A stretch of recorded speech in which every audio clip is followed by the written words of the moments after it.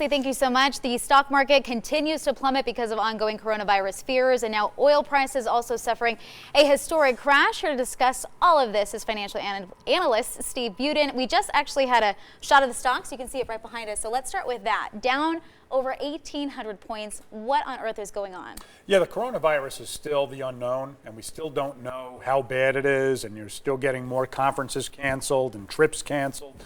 But this morning, it really was the oil issue coming out of the Middle East. So can you kind of explain that? I know Russia rejected a deal, and Yeah. Saudi Arabia is deciding to implement different percentages to what they're doing with oil in that area. Can you kind of walk us through what is Sure. going on with that whole thing and why it's making such a big impact? Yeah, so 50 years ago, a number of countries got together, formed OPEC, and they're a group of oil-producing nations that basically got together and fixed oil prices. So for the last 50 years, they've controlled how high or low oil goes. And up and down, they've had agreements, disagreements over time. Russia joined the group a couple of years ago on the fringe, and last Friday they could not come to an agreement.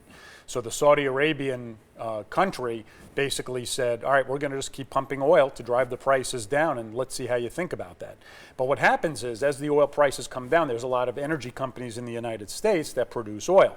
The big fear in the market is that their profits are going to go, and a lot of them have borrowed a lot of money to pump oil in the Midwestern states.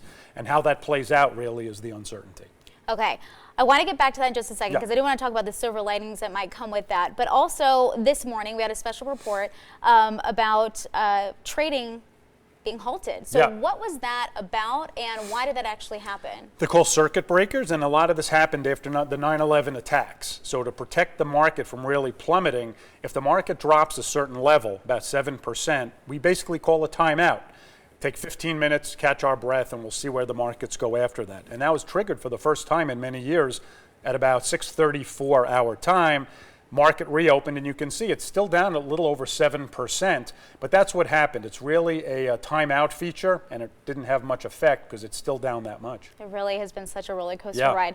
Let's talk about the silver lining. So gas prices, should you change or ask for interest rate changes on credit cards, or can you kind of walk us through all that? There are two silver linings here. Number one, you should see some relief at the gas pump. It may take a little bit, and it's a big if. If OPEC can't agree and the prices stay low, you should see gas prices drop 20, 25 cents. On the interest rate side, the bond market is showing incredibly low rates. In fact, I'm about to look at refinancing my mortgage. If you have a mortgage, credit card balance, auto loan, you should see interest rates on those loans really drop.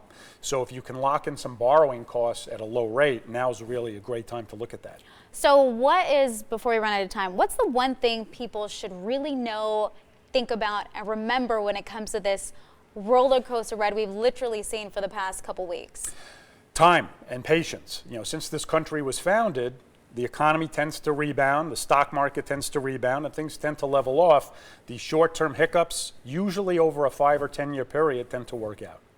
Well, thank you so much. We really appreciate it. And of course, we'll keep up with you on all of this. Absolutely. All right, we'll be right back.